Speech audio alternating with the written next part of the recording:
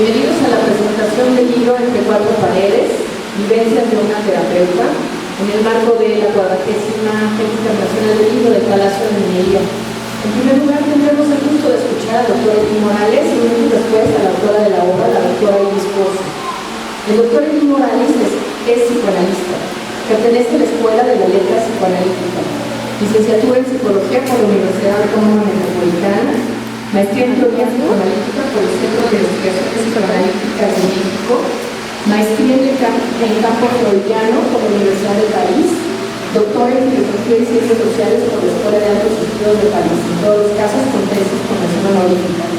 Estancia postdoctoral en el Programa Internacional de Estudios sobre la Mujer del Colegio de México. Es autor de 8 libros y coautor en otros 30 volúmenes. Le cedo la palabra al doctor Morales.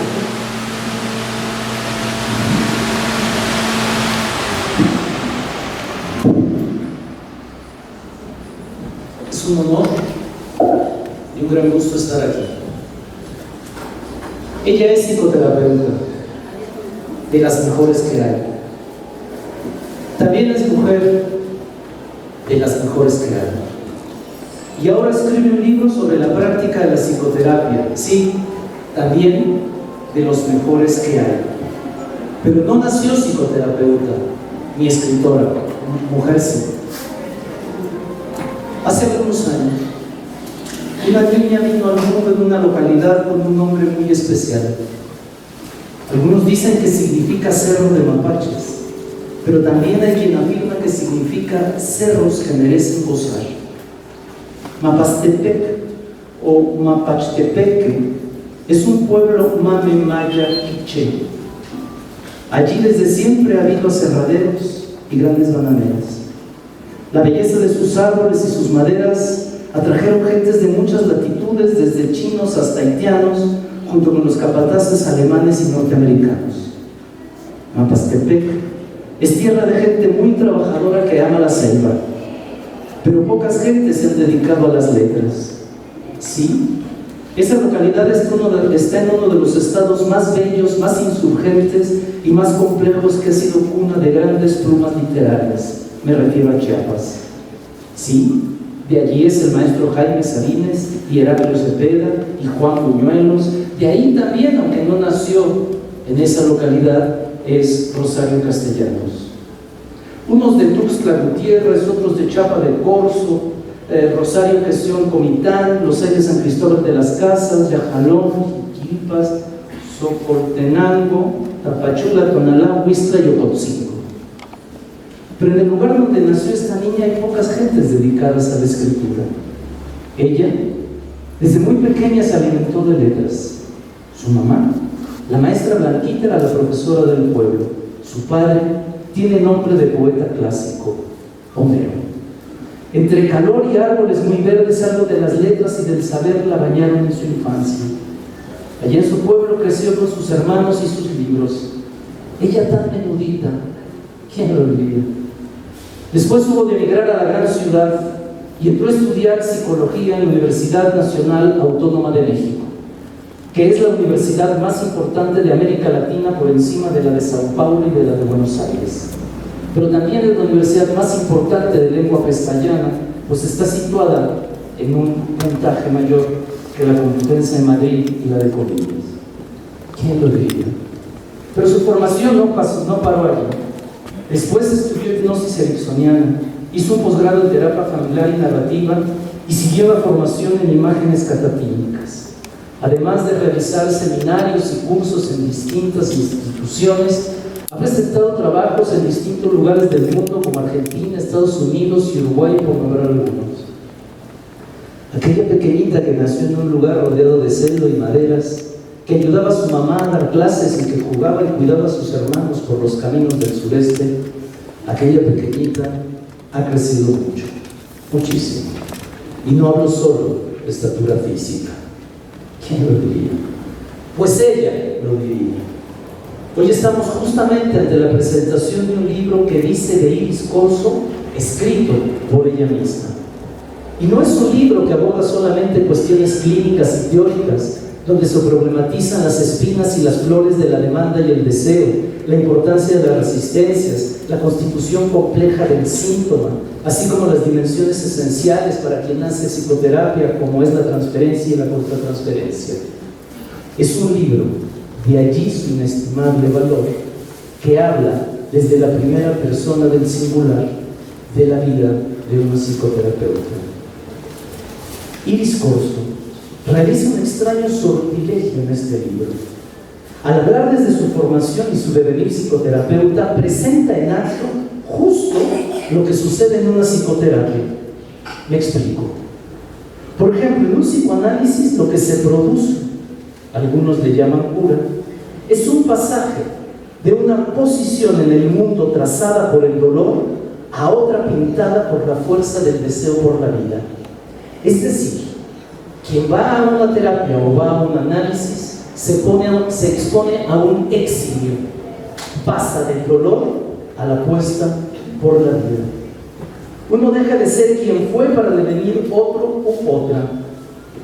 Y para que se realice este pasaje, sucede algo muy extraño y muy enigmático. Algo del alma, la historia y la vida del sujeto se desnuda en el transcurso de un proceso clínico. Ahora, ¿qué es la desnudez? No es lo mismo la desnudez, no es lo mismo estar desnudo que desvestido. La desnudez es una de las experiencias más radicales de lo humano.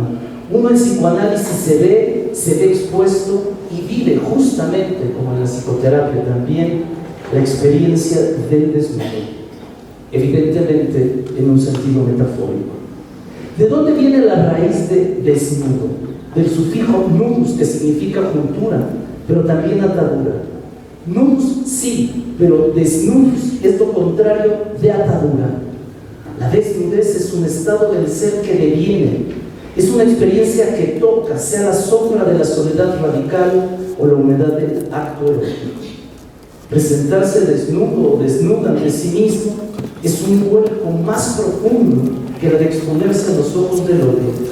Y ese remolino subjetivo no se hace sin un temblor del ser en su movimiento centrífugo, temblor que se asemeja al del sacudimiento de la existencia cuando los cuerpos se incendian en la cima de la voluptuosidad. La experiencia de la desnudez se da entonces en dos dimensiones. En la más extrema de las soledades, cuando se está desnudo frente a sí mismo, y en el clímax del acto erótico. Se puede estar desvestido, pero no vivenciar nunca la desnudez. Ahora, la gran diferencia es que lo que se desnuda en un psicoanálisis, lo que se desnuda en una psicoterapia, es el corazón. En un proceso clínico se pone al corazón al desnudo y justamente en este libro, Iris se atreve a compartirnos su vida como psicoterapeuta y al hacerlo pone su corazón al desnudo. Dos autores en la literatura han podido soñar la posibilidad de colocar el corazón al desnudo, dos grandes, Edgar Allan Poe y Charles Baudelaire. Edgar Allan Poe en una carta a su amada escribe: si algún ambicioso acaricia la idea de revolucionar con un solo golpe el universo del pensamiento, de las opiniones y de los sentimientos humanos, no debe hacer otra cosa que escribir y publicar un librito, dice Edgar Allan Poe. Luego, el título será simple, pocas palabras de uso corriente. Este librito deberá llamarse Corazón al Desnudo. Y luego, el librito deberá ser fiel a su título. Dice Edgar Allan Poe: nadie tiene el coraje de escribirlo, nadie lo tendrá jamás, nadie sabría escribirlo aunque tuviese coraje, porque no hay nada más difícil que poner el corazón al desnudo. Y sin embargo alguien lo intentó, Charles Baudelaire. En 1861 le escribe a su madre que está tomado por un error perpetuo, que ni siquiera cuando duerme puede escapar y donde despierta es el terror. Y lo peor es que cuando sueña hay voces, decía Baudelaire, voces diferentes que producen frases que lo vuelven loco y parece no tener sino dos opciones: o el suicidio o un libro grandioso. Baudelaire opta por el sueño de la escritura imposible. El gran libro en el que pienso desde hace 2 años se llamaría Mi corazón puesto al desnudo. Y continúa: este es mi corazón desnudado. A través de las heridas abiertas y de las cicatrices podréis ver también vosotros lo que yo ya no puedo decir. Para mí, el gran valor de este libro es que casi nunca los profesionales de la psicoterapia o el psicoanálisis se atreven a mostrarse, a abrir su corazón y presentar, como lo hace Iris, las heridas, los dolores, pero también los racimos de flores, los cielos azules y los mares infinitos que implica ser psicoterapeuta. Tal vez en la genealogía el único que lo hizo fue Sigmund Freud, escribiendo un libro que cambió el pensamiento del siglo XX y que se llama La interpretación de los sueños. Este libro de Iris es una maravilla porque representa algo del orden de lo extraordinario. Iris Corzo se atreve a hacer lo que muy pocos y pocas. Se atreve a dar testimonio de su función, su trabajo y su vivir, no solo como mujer, sino principalmente como psicoterapeuta. Pero, ¿qué es un testimonio? Testimoniar es merodear lo inexpresable desde un algo que se pueda decir. El testimonio hace de la narración historia. Si no hubiera testimonio, si no hubiera testigos, tal vez no sabríamos de la existencia de aquel Dios que vino a proponer una religión fundada en el amor. Pero tampoco sabríamos de ninguno de los otros dioses, porque hubo escribas de todos los dioses, porque hubo testigos de Jehová, de Yahvé, de Buda, de todos los grandes dioses que hoy sabemos que existieron. Pero, ¿qué es un testigo? Aquel o aquella que de algún modo mira al mundo, pero también se tiene que mirar así porque el testigo forma parte de la acción, forma parte del acto. El testigo o la testigo está dentro y afuera al mismo tiempo. Iris, vuelvo a la idea de que ella presente en acto lo que sucede en una psicoterapia, hace en su libro un testimonio. En un proceso clínico, como en este libro, y por eso hay una metáfora entre lo que hace Iris y lo que sucede en un proceso clínico. En un proceso clínico, como en este libro, uno es testigo de sí mismo. La gran diferencia es que en psicoterapia, en psicoanálisis, eso se hace en la intimidad de un espacio entre 4 paredes. Aquí, Iris nos permite visitar lo que sucede en las 4 paredes, pero de su corazón. La generosidad de Iris Corzo es compartirnos a corazón desnudo lo que ha sido sus caminos, sus desvelos, sus sueños y sus apuestas más íntimas. Su historia como mujer y como psicoterapeuta no ha sido sin dolores ni sin alegrías, no ha sido sin dificultades y sin triunfos.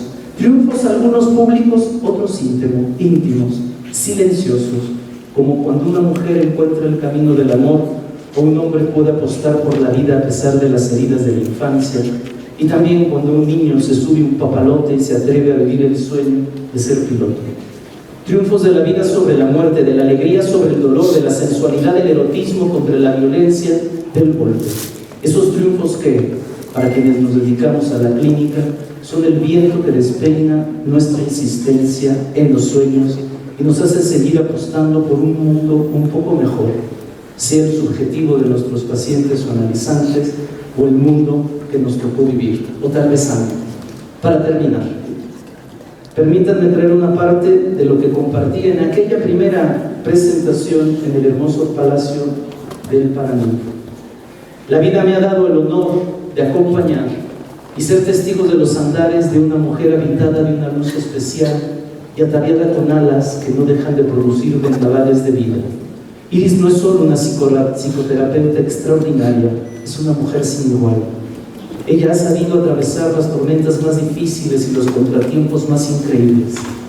La he visto levantarse de golpes inesperados de la existencia y caminar con la fuerza de su deseo y el viento de su pasión por la vida. Además, No solo se incorporó y caminó hacia el sol, sino que ahora sueña con seguir bailando con ritmo de marimba y maderas surgida desde la dulzura calurosa de su tierra natal. Aquella niña de ojos soñadores que nació en los linderos de una selva chapaneca, ¿quién lo diría? Hoy es una psicoterapeuta que presenta su primer libro en la fiesta más grande de las letras mexicanas, fiesta hospedada por este hermoso palacio de minería en el corazón mismo que late de nuestro amado y querido país. Este libro es una invitación que me ha empujado a ir más allá de la ortodoxia de mi oficio, ya que no soy neutral en lo que digo. Tómense, por favor, estas palabras como el acta sensible de quien ha tenido el honor y la alegría de acompañar en sus vuelos y sus sueños a una gran mujer y a un excelente psicoterapeuta. Muchas gracias.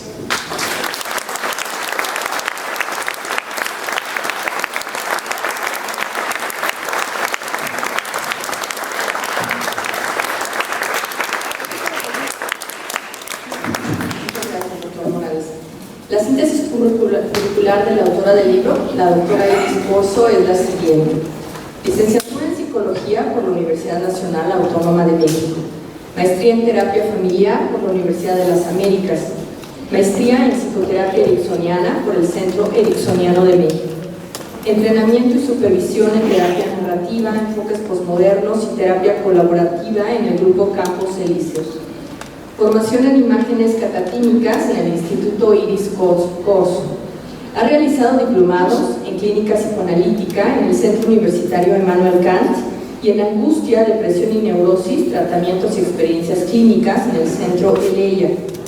Fundadora y directora del Instituto Iris Corzo, ejerciendo su práctica clínica por más de 30 años, atendiendo en consulta individual, de pareja y de familia. Ha sido docente y supervisora en la formación para psicoterapeutas, con diferentes enfoques psicológicos, especialmente aquellos más orientados a trabajar con el inconsciente, en la Ciudad de México, en diversas ciudades de la República y a nivel internacional. Un placer escuchar. Buenas tardes a todos y todas. Buenas tardes. Agradezco de manera muy especial a la editorial Contamara por presentar mi libro en este histórico y majestuoso lugar, a la doctora Edith Morales por acompañarme en esta travesía, a la maestra Beatriz Ver por conducir esta mesa y a ustedes por la calidez de su presencia. Centraré mis comentarios en dos puntos fundamentales. Primero, ¿por qué este libro se titula Entre cuatro paredes, vivencias de una terapeuta? Y en segundo lugar, presentaré el testimonio desde la voz de una paciente que narra su sufrimiento y la lucha por superarlo a través de su propia escritura. Empiezo mis comentarios sobre el primer punto. ¿Por qué entre cuatro paredes, vivencias de una terapeuta? Porque el oficio de la psicoterapia requiere la creación de un espacio singular, de un escenario especial que se diseña y se construye desde la primera visita del paciente que busca ayuda. Dicho escenario está rodeado de cuatro paredes, muy diferentes por su significado a esas que conforman cualquier otro espacio físico. Las cuatro paredes de un consultorio, y especialmente de las que hablo en mi libro, poseen características únicas, constituyen un territorio bien delimitado, un espacio seguro y protegido que favorece la apertura y la confianza necesaria. La persona decidida a tomar psicoterapia inicia en ese lugar un primer diálogo con el terapeuta que será su compañero de viaje en su introspección emocional. Desde el primer encuentro, Esas cuatro paredes empiezan a recoger las historias ahí contadas y a resguardar el diálogo que se despliega. Son testigos silenciosas del acontecer sufriente de la persona, del proceso terapéutico que se va desarrollando, develando, resolviendo sesión tras sesión y del devenir esperanzador que la terapia promete. La psicoterapia puede ser ejercida de diversas maneras, de acuerdo a la formación teórica del profesional, de su personalidad, su capacidad empática, su visión de la vida y tantos otros factores. Pero en este libro, subtitulado Vivencias de una terapeuta, hablo sobre las experiencias adquiridas en las cuatro paredes de mi consultorio. Aquí describo lo que me ha enseñado ser terapeuta y los múltiples caminos que he recorrido. También comparto los misterios de la mente que día a día no dejan de sorprenderme y la sabiduría natural de esta para restaurarse y sanarse. Subrayo el impacto que este quehacer ha tenido en mí como persona y como clínica, el cual me ha llevado a desarrollar un estilo personal de trabajo donde me siento cómoda, responsable y comprometida con mis pacientes.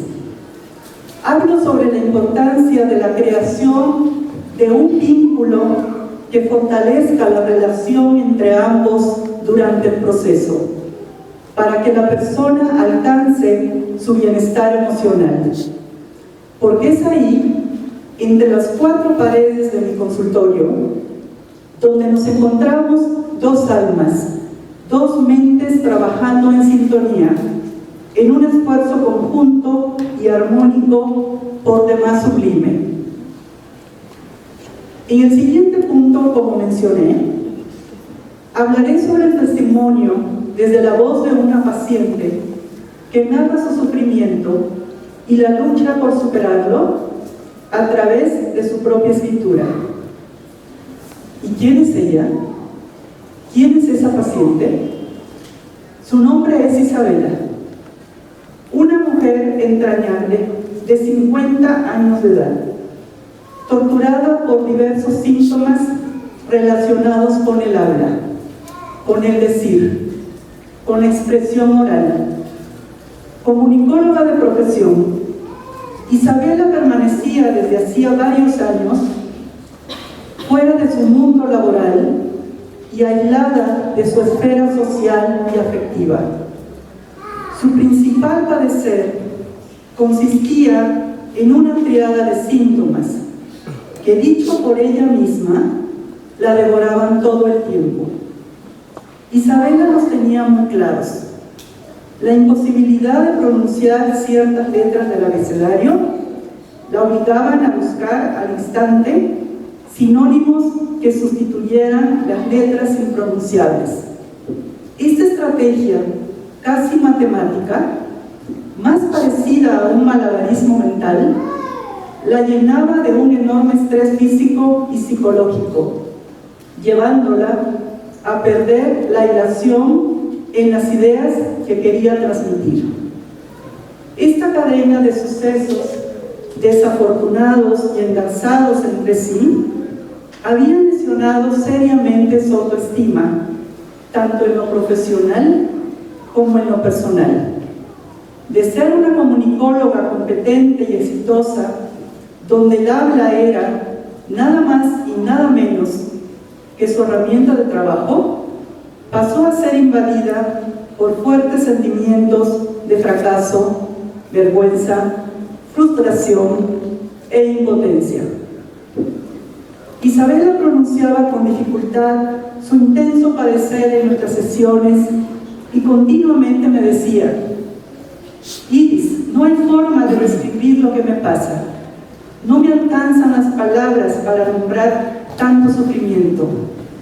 Hablaba sobre sus síntomas como si fueran seres malévolos que la habitaban, como heridas abiertas que le dolían, la llenaban de angustia y de un miedo paralizante. Ella amaba la vida, pero desde que padecía dichos síntomas, había deseado, y no pocas veces, enloquecer y hasta morir, para terminar con el martirio en que se había convertido su vida. Su dolor emocional, que era de una inmanejable magnitud, le hacía perder la esperanza de poder retornar al mundo sin esos monosílabos, sin balbuceos, sin palabras entrecortadas. Ella no podía más con esto. ¿Y cómo no iba a sufrirlo? Si una de las cosas más elementales a la que aspiramos los seres humanos es a decir lo que sentimos, a decir lo que somos, aquello que deseamos, y ella, Isabela, había perdido ese derecho desde hacía varios años. En esos momentos de intensas crisis en la terapia, de pronto las sesiones tomaron un rumbo diferente, inimaginable, que nos permitió caminar por nuevos senderos. Ante la dificultad para hablar, Isabela empezó a sentir de manera imperiosa la necesidad de escribir lo que vivía, sus resbalones al hablar, la prisión que la rodeaba, su lucha permanente, su enorme cansancio por tantos intentos y tantas derrotas, sus súplicas al mundo de los sueños para encontrar las razones inconscientes de su habla perdida, su desilusión al despertar sin respuestas cada mañana, sus sueños diurnos donde se imaginaba y se soñaba hablando, pronunciando, diciendo y bendiciendo su decir añorado. Isabela, además de sus sesiones de terapia en el consultorio, empezó a enviarme sus textos y yo a responderle.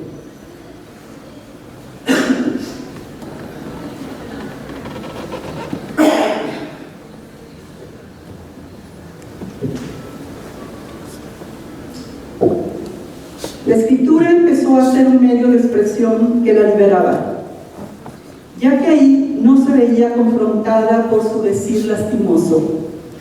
El escribir se volvió una herramienta terapéutica de enorme valor, permitiéndole abrirse paso para salir del oscuro túnel en el que vivía.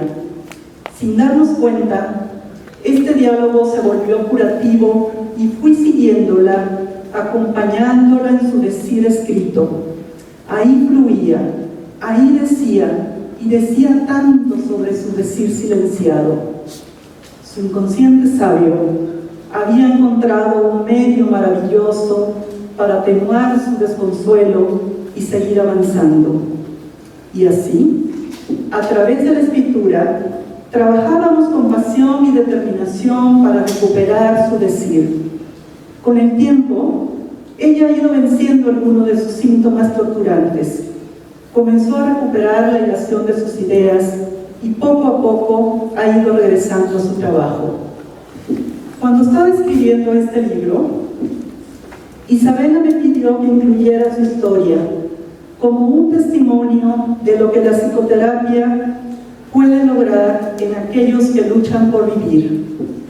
Un día llegó a la sesión depositando en mis manos un paquete de hojas y me dijo: Iris, le regalo mi historia para que la cuente, para que aquellos que sufren puedan mirarse en ella, porque el dolor de vivir es muy parecido en todos los seres. Y también para mostrarles que hay esperanza, que la fuerza de vida también nos pertenece. Así apareció su historia titulada, así apareció su escritura titulada Le regalo mi historia, en el capítulo 7 de este libro. Sin embargo, los síntomas faltantes de resolver y otros que iban apareciendo en el proceso nos demandarían nuevas estrategias, extrañas, caprichosas y diferentes rutas por recorrer. Hace apenas 10 días, cuando estaba preparando esta presentación, Isabela tocó mi puerta. Era muy tarde, casi de madrugada. Sentí que algo muy importante venía a decirme. Y así fue. En cuanto la vi entrar, me pidió enfáticamente, a manera de súplica digna, que en esta presentación hablara de ella, que hablara por ella, que le prestara mi voz para hacer palabra a su silencio, para dar sonido a su voz aún ausente. Me lo pidió de tal forma que no pude resistirme a hacer su voz por ahora, a hablar por ella por ahora, a pronunciar por ella y por el tiempo que me necesite ser su transmisora, el tiempo que requiera para recuperar su decir, su bien decir anhelante, para recuperar su voz, esa voz que le pertenece y a la que nunca ha renunciado. Al escribir esta parte, última parte de mis comentarios del día de hoy, no pude evitar pensar en el enigma y misterio de la sincronicidad. La vida nos dio un regalo, unió dos sucesos de manera sorprendentemente afortunada. El pedido de Isabela de que su escritura se oyera en mi voz coincide dichosamente en esta gran feria de los libros, en la que estos tienen voz a través de la escritura. En esta feria, los libros son los personajes centrales, los grandes homenajeados. En este libro, el homenaje es para Isabela, por su lucha incansable para recuperar su voz. En su nombre, he hablado hoy por ella, he hablado para ella, y también en su nombre agradezco a ustedes su atención y su presencia. Gracias.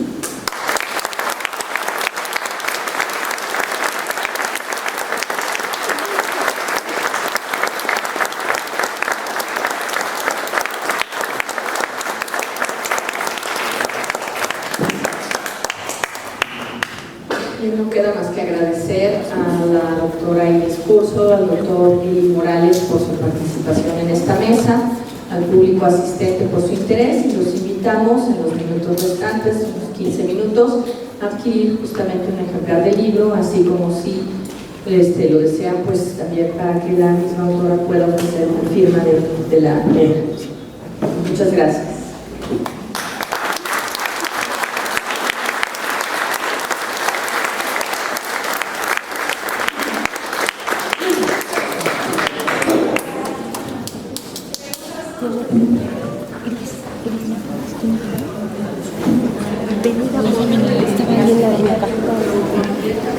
En la cajita de la ¿sabes?